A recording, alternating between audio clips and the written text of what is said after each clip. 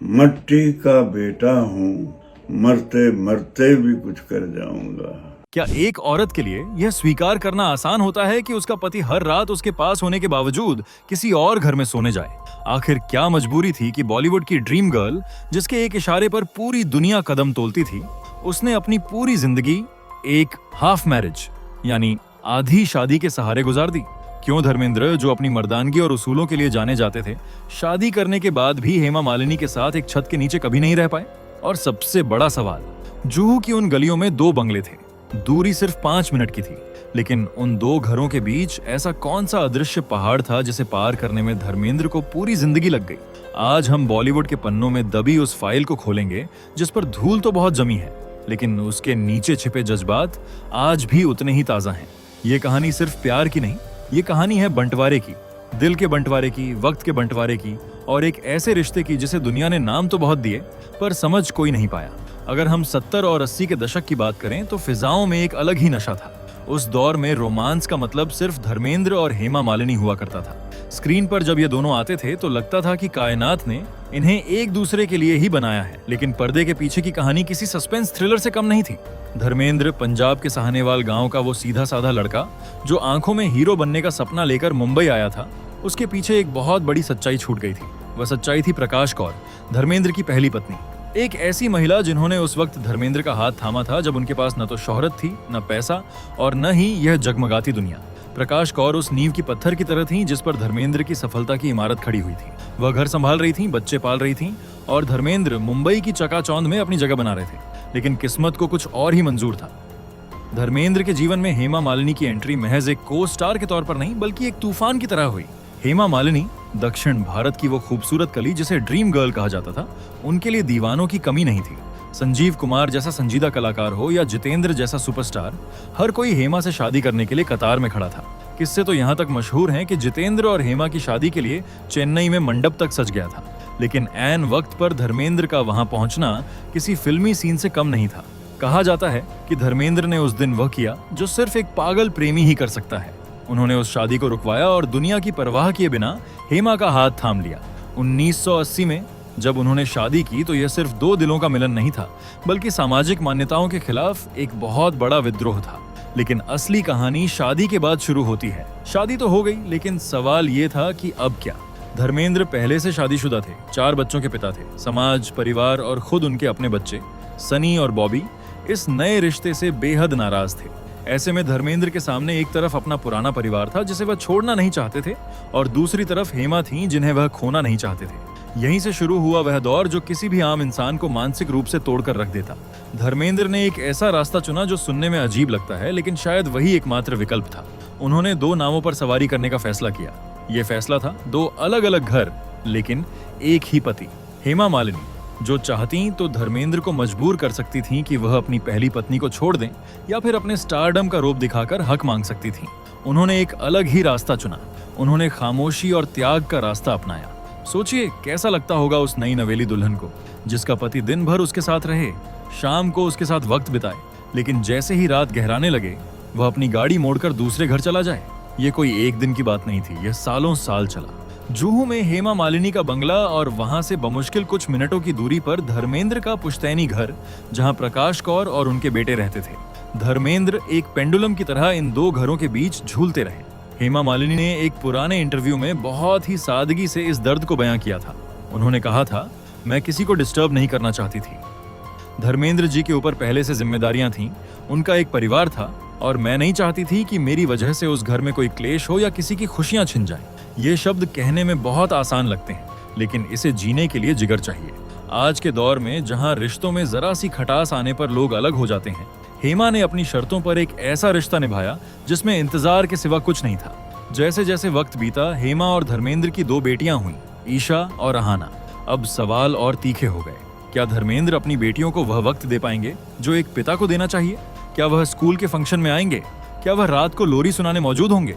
धर्मेंद्र ने अपनी तरफ से पूरी कोशिश की। वह एक विजिटिंग फादर तो बने, लेकिन कभी भी फुल टाइम फादर नहीं बन पाए। ईशा देओल ने कई बार बताया है कि बचपन में उन्हें अपने पापा की कमी खलती थी, लेकिन साथ ही वह यह भी मानती हैं कि जब भी उन्हें पापा की सबसे ज्यादा जरूरत होती थी, वह किसी सुपर हीरो की तरह हाजिर हो जाते थे। धर्मेंद्र अक्सर रात के अंधेरे में, जब दुनिया सो रही होती थी, अपनी बेटियों से मिलने आते थे। वह चुपचाप आते, बेटियों को प्यार करते और फिर अपनी जिम्मेदारियों के दूसरे मोर्चे पर यानी अपने पहले घर लौट जाते। यह उनकी जिंदगी का एक ऐसा रूटीन बन गया था जिसने उन्हें अंदर ही अंदर थका दिया था। हम अक्सर हेमा मालिनी के नजरिए से या धर्मेंद्र की मजबूरी की बात करते हैं, लेकिन इस कहानी का तीसरा और सबसे अहम पहलू प्रकाश कौर है। उस महिला की सहन शक्ति की मिसाल देना मुश्किल है।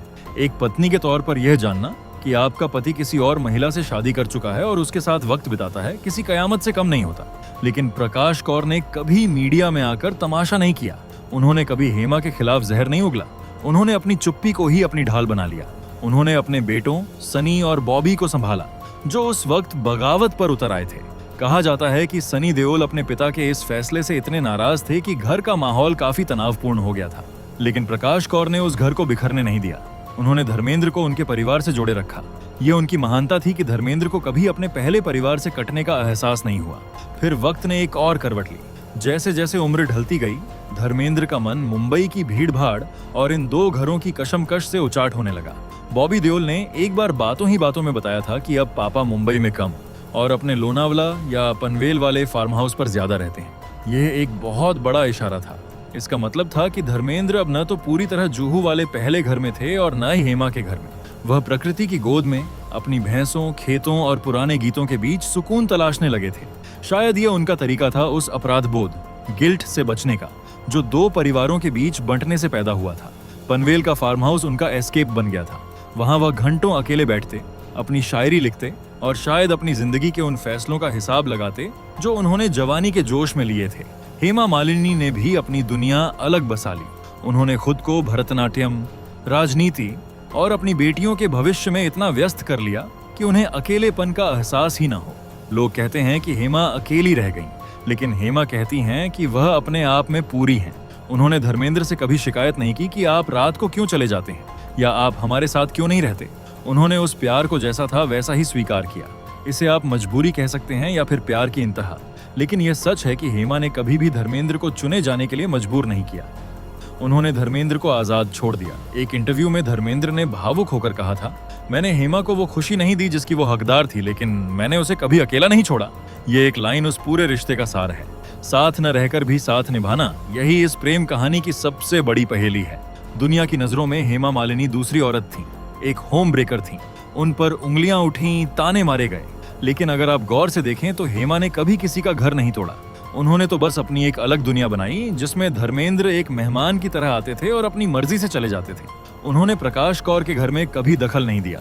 उन्होंने कभी यह नहीं चाहा कि सनी और बॉबी उन्हें मां कहें या अपनाएं। उन्होंने अपनी मर्यादा की लकीर खुद खींची और कभी उसे पार नहीं किया। लेकिन क्या यह सब इतना आसान था? बिल्कुल नहीं।